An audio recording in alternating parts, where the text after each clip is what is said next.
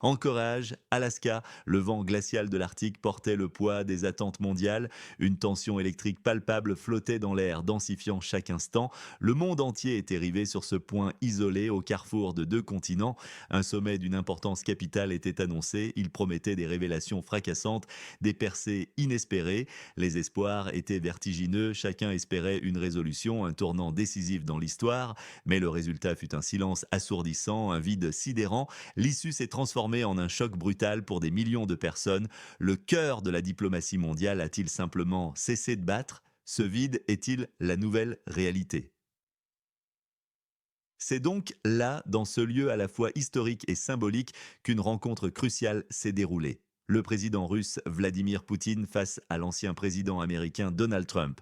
Pendant des jours, des semaines, on avait spéculé sur la durée, on avait parlé de 4 voire 7 heures de discussion intense, un marathon diplomatique, mais la réalité fut bien plus courte, bien plus amère. Pour certains, l'entretien n'a duré que 2 heures 45 minutes. C'est vrai, c'est légèrement plus long que leur précédent tête-à-tête de 2018 à Helsinki, qui n'avait duré que 2 heures. Mais cette prolongation est-elle un signe de progrès réel ou juste une illusion? L'entourage du président du pays voisin de la Russie a été d'une clarté dévastatrice. Ils ont qualifié l'issue de Nothing Burger, un vide absolu. Imaginez la déception, l'amertume ressentie, une attente colossale pour un résultat nul. Les agences de presse ont relayé la nouvelle. La fin des pourparlers est tombée à 1h13 du matin, heure de Moscou. Qui a brisé le silence protocolaire? Le premier, Vladimir Poutine. Sans surprise, il est sorti avant Donald Trump, un fait notable en soi. Il s'est dirigé immédiatement vers son porte-parole, Dmitri Peskov.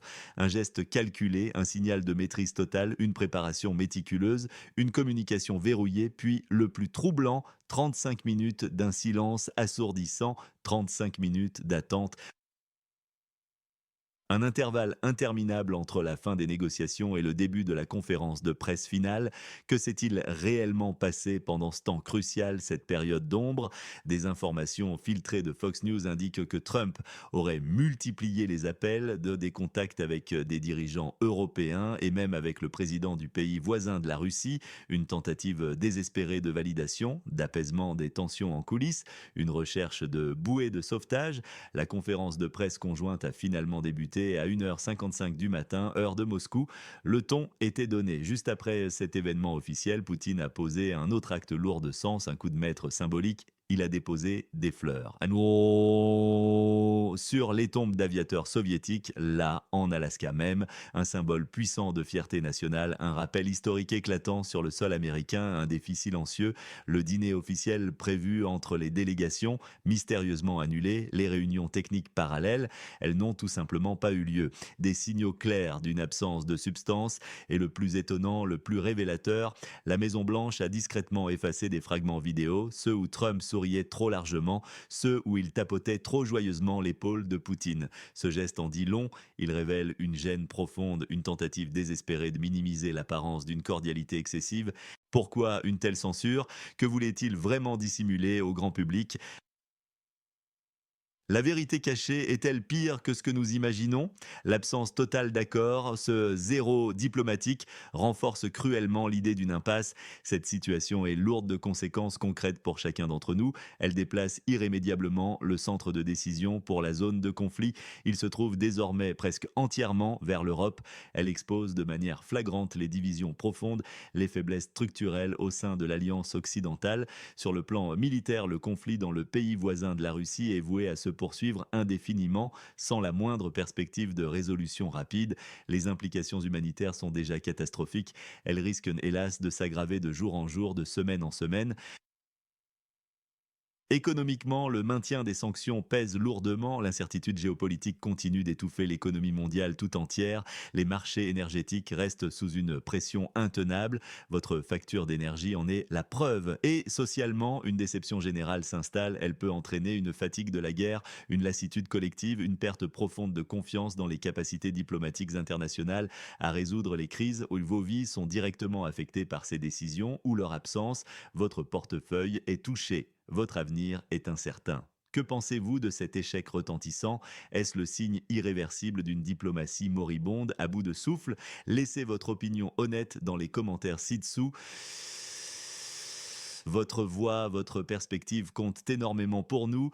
Analysons les acteurs de ce drame diplomatique, chacun avec ses motivations et ses masques. Vladimir Poutine a joué son rôle à la perfection, le négociateur implacable, inébranlable. Il n'a pas hésité un instant à critiquer ouvertement l'administration Biden, la désignant comme responsable. Il s'est positionné en gardien intransigeant des intérêts russes. Il est apparu en position de force écrasante face à un Donald Trump perçu comme hésitant, presque fébrile, voire naïf. Poutine cherchait avant tout une légitimité internationale via cette rencontre, un retour au club des grands, une validation sur la scène mondiale et Donald Trump, un interlocuteur imprévisible par excellence, un dealmaker autoproclamé, il cherchait une victoire rapide sur le conflit, une promesse de campagne audacieuse presque irréelle, mais il est ressorti et visiblement frustré, même incohérent dans ses déclarations. Son visage, à la fin des discussions, était mécontent, un signe visuel indiscutable d'un échec cuisant. La première personne à qui Poutine s'est adressé en sortant de la réunion, son fidèle porte-parole, Dimitri Peskov. Cela souligne le rôle clé de Peskov, mais aussi la cohésion impressionnante de la délégation russe. Une équipe bien huilée, le président du pays voisin de la Russie, Volodymyr Zelensky, était le grand absent de cette rencontre. Malgré les déclarations tapageuses de Trump sur sa volonté d'arrêter la guerre, son entourage, via le Financial Times, a frappé fort en qualifiant l'issue de Nothing Burger. Une expression percutante, cinglante, elle résume parfaitement la vacuité de la rencontre, l'échec total des efforts. Les dirigeants européens et de l'OTAN, ils ont été contactés précipitamment par Trump après les négociations. Ils sont des acteurs clés dans la perception du succès ou de l'échec de ce sommet. Kirill Martinov, rédacteur en chef de Novaya Gazeta Europe, et Dimitri Bikov, écrivain et analyste, ont offert une analyse critique approfondie. Des points de vue essentiels pour comprendre les dynamiques en jeu. Des informations en coulisses nous parlent de ces 35 minutes mystérieuses. Ce laps de temps avant la conférence de presse, il pourrait indiquer des discussions houleuses, voire explosives, ou des tentatives désespérées de sauvetage de dernière minute par Trump, avec des alliés clés, une recherche de sortie honorable. C'est une fenêtre sur un possible chaos. La suppression des images de Trump par la Maison-Blanche est un aveu implicite. Ces images étaient politiquement dommageables. Elles ont provoqué des critiques internes et des remous intenses en Europe. Cela suggère que Trump est sous forte pression. Il doit désormais apparaître plus ferme face à la Russie, mais il y a des théories persistantes, des versions alternatives qui circulent sous le manteau. La première, le pacte secret manqué. Et si ce long silence de 35 minutes, ce départ précipité de Trump, cette annulation du dîner à la dernière minute, et si tout cela masquait en réalité une tentative échouée d'un accord secret sur la zone de conflit, un accord torpillé par les alliés européens, horrifiés par le contenu, ou même par des forces profondes au sein de l'administration américaine elle-même, des patriotes cachés. Imaginez un instant, Trump aurait vraiment tenté de vendre le pays voisin de la Russie et seuls ses patriotes l'en auraient empêché. Qui a trahi qui dans cette histoire complexe et trouble? Une question qui hante les esprits, qui nourrit les spéculations. La seconde théorie glaçante, Poutine, le dominateur. Poutine aurait délibérément mis Trump dans une position intenable. Il l'aurait humilié publiquement, méthodiquement, par ses conditions inébranlables, par l'absence totale de concessions, exposant ainsi la faiblesse flagrante américaine, sa naïveté. La façade amicale n'était qu'un piège perfide, un leurre habilement orchestré pour mieux piéger son adversaire. Trump n'était qu'un pion dans le grand jeu stratégique de Poutine. L'Amérique humiliée en direct sous les yeux du monde. Ces théories, bien que non confirmées, ajoutent une couche dramatique, presque conspirationniste, à l'événement. Quels étaient les motifs profonds de chacun, les désirs cachés qui les animaient? Poutine cherchait à briser son isolement international, à légitimer sa position de grand leader sur la scène mondiale, à réaffirmer les conditions de la Russie sans le moindre recul, sans la moindre faiblesse, et bien sûr, à semer la discorde la plus profonde entre les États-Unis, le pays voisin de la Russie et l'Europe, obtenir une photo avec Trump, une victoire en soi, une preuve visuelle de son retour fracassant sur la scène diplomatique mondiale. Trump, lui, voulait se présenter comme le seul capable de résoudre le conflit, une promesse électorale puissante pour galvaniser sa base. Il cherchait une victoire personnelle rapide, un deal rapide et spectaculaire, sans s'engager sur le fond du dossier, sans les détails bataille qui l'ennuie, mais il s'est heurté à la dure réalité, la rigidité absolue des positions russes. Son mécontentement à la fin des pourparlers indique une frustration palpable, une incapacité vexante à obtenir son deal immédiat. Un choc brutal pour l'homme d'affaires habitué aux victoires, le Nothing Burger final après des attentes si hautes. C'est un choc pour tous ceux qui espéraient un déblocage, une avancée, le visage mécontent de Trump, un signe visuel indélébile d'un échec cuisant ou d'une trahison de ses propres attentes, les images effacées par la Maison-Blanche, un scandale potentiel, une révélation de la manipulation de l'information, de la pression politique interne dévastatrice et l'invitation de Poutine à Trump pour une prochaine rencontre à Moscou, presque acceptée par Trump selon les rumeurs, une intrigue troublante, une complicité dérangeante aux yeux des alliés occidentaux. Tout cela vous intrigue-t-il profondément? Pour toujours être informé et avoir une analyse honnête, sans filtre ni compromis, souscrivez dès maintenant à notre chaîne. C'est votre protection la plus fiable contre les fausses nouvelles et la désinformation. Ne laissez personne dicter votre pensée. L'Alaska, un nom qui résonne au-delà de sa géographie, c'est une histoire. Historiquement, c'est une frontière, non pas une simple ligne sur une carte, une zone de tension perpétuelle entre les États-Unis et la Russie, un lieu symbolique de confrontation, de guerre froide, de lutte d'influence, mais aussi, paradoxalement, un terrain fertile pour des tentatives de dialogue. Pensons à l'achat de l'Alaska lui-même, un acte diplomatique majeur, ou à la vision d'un pont terrestre de Bering, une utopie de connexion. Ce sommet n'est pas sans précédent. Il y a un écho lointain mais glaçant, celui d'Helsinki en 2018, une précédente rencontre Poutine-Trump. Trump avait déjà été durement critiqué à l'époque pour avoir semblé trop conciliant envers Poutine, pour avoir même osé mettre en doute ses propres services de renseignement américains. Ce nouveau sommet en Alaska devait-il corriger cette image de complaisance ou la confirmer de manière éclatante aux yeux du monde?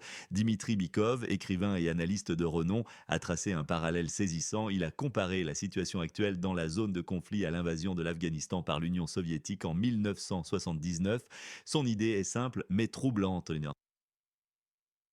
La résolution de ces conflits n'est pas l'affaire des dirigeants actuels, elle est reportée, elle viendra de leurs successeurs, une impasse inévitable, une fatalité historique. La rhétorique de Poutine sur les causes profondes est omniprésente, une justification constante et répétée de l'invasion, elle renvoie inlassablement à l'expansion de l'OTAN, aux préoccupations de sécurité russe qu'il estime bafouées, un point de discorde fondamental depuis des décennies. La crise de la diplomatie multilatérale est aujourd'hui flagrante. Ce sommet en est la triste illustration.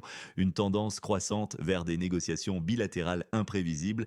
Elles contournent les structures diplomatiques établies. Elles ignorent les institutions. Une diplomatie de l'ombre hors des cadres classiques. La polarisation politique aux États-Unis s'exacerbe sous nos yeux. Le rôle de Trump dans cette rencontre, il accentue les divisions internes américaines les plus profondes, notamment concernant la politique étrangère et l'approche face à la Russie. L'épuisement de la guerre est réel, il se fait sentir partout. La durée prolongée du conflit dans le pays voisin de la Russie, le manque criant de progrès diplomatique, tout cela engendre une fatigue générale, une lassitude immense, un désir ardent, presque désespéré de solutions rapides. Trump a tenté d'exploiter ce sentiment. Ce sommet n'est qu'une continuation, une guerre d'usure diplomatique, une bataille de patience, de nerfs. Est-ce que cela vous rappelle d'autres moments de l'histoire, d'autres impasses similaires? Si oui, partagez vos réflexions en commentaire. Nous sommes impatients de les lire et de débattre avec vous. Alors, quel avenir immédiat se dessine après ce non-sommet, ce fiasco diplomatique? Plusieurs scénarios possibles, tous porteurs d'incertitudes. Le premier, le plus probable, le plus sombre, le marasme stérile. Les négociations vont stagner, le conflit va s'enliser, s'éterniser. Poutine maintiendra ses conditions inébranlables, sans céder un pouce, sans la moindre concession. Trump, lui, se tournera inévitablement vers d'autres priorités. Il laissera la zone de conflit et l'Europe gérer seule ce fardeau immense, ce poids insupportable. Le monde continuera de retenir son souffle pour rien. L'inertie triomphera, le sacrifice humain se poursuivra. Est-ce notre destinée? Le deuxième scénario, plus volatile, la confrontation exacerbée. Frustré par cet échec cinglant, Trump pourrait durcir sa position envers la Russie. Cela signifierait de nouvelles sanctions massives, un discours plus agressif, plus menaçant. Le but, compenser son échec, rassurer son opinion publique. L'échec du dialogue mènerait-il alors à une escalade inévitable? La colère de Trump pourrait-elle se transformer en tempête globale, incontrôlable? Le troisième scénario, lourd de conséquences, le grand transfert. Le fardeau de la résolution du conflit est de facto transféré entièrement à la zone de conflit et à l'Europe. Cela renforcerait leur autonomie, mais aussi leur isolement face à la Russie, abandonnée par les grands. Le pays voisin de la Russie et l'Europe seraient de contraints de forger leur propre destin seuls ou de périr sous le poids des événements, une perspective effrayante qui donne le vertige. Enfin, le quatrième scénario, le plus intrigant, le retour inattendu. Malgré ce Nothing Burger apparent, cette vacuité officielle, la simple rencontre a ouvert un canal, une communication informelle, discrète. Des négociations pourraient se poursuivre en coulisses, loin des projecteurs, loin de l'agitation médiatique. Des avancées inattendues pourraient se dessiner. Le presque accord dont on a chuchoté, la quasi-acceptation de l'invitation à Moscou, et si tout cela n'était qu'un acte, une pièce de théâtre jouée pour les masses, le vrai jeu se jouerait dans l'ombre, loin des caméras. Qu'est-ce qu'il nous cache vraiment? La vérité est-elle plus complexe qu'il n'y paraît? Qui sort gagnant, qui sort perdant de cette mascarade diplomatique, de ce théâtre des illusions? À court terme, la perception est claire, implacable. Vladimir Poutine est le grand gagnant. Il a obtenu la rencontre désirée, brisant ainsi une part de son isolement international, se positionnant comme un acteur incontournable sur la scène mondiale. Il a réaffirmé ses positions avec une fermeté inébranlable, sans céder un pouce, prouvant sa fermeté à son public interne. Une victoire de la communication. Donald Trump est incontestablement le perdant. Il n'a pas obtenu son deal rapide et son image de négociateur est sérieusement écornée, voire détruite. Il est vivement critiqué pour sa complaisance perçue envers Poutine. Il se retrouve en position défensive, affaibli. La zone de conflit n'a vu aucune avancée concrète vers la paix. Son sort semble encore plus précaire entre les mains de grandes puissances qui ne parviennent pas à s'entendre. Le qualificatif de Nothing Burger est une expression amère de frustration.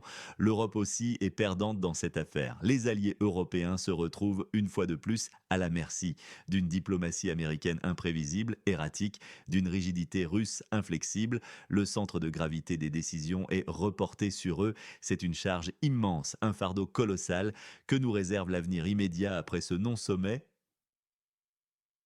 Dites-nous d'où vous nous regardez. Ainsi, nous comprendrons mieux votre perspective et pourrons adapter nos contenus pour mieux vous servir. Cette impasse diplomatique persistera-t-elle indéfiniment, nous entraînant dans un cycle sans fin de déception? Ou un événement inattendu, une secousse géopolitique majeure, va-t-il enfin tout changer, tout bouleverser sur l'échiquier mondial? Le monde attend des réponses, des solutions. Abonnez-vous dès maintenant à notre chaîne pour un accès exclusif à des analyses percutantes, honnêtes et sans tabou. Nous sommes le média le plus honnête, sans compromis ni parti pris. Nous ne sommes pas pro quelqu'un, nous ne sommes pas pro quelqu'un. Nous partageons les faits. Nous disons la vérité, la seule vérité, celle qui dérange parfois.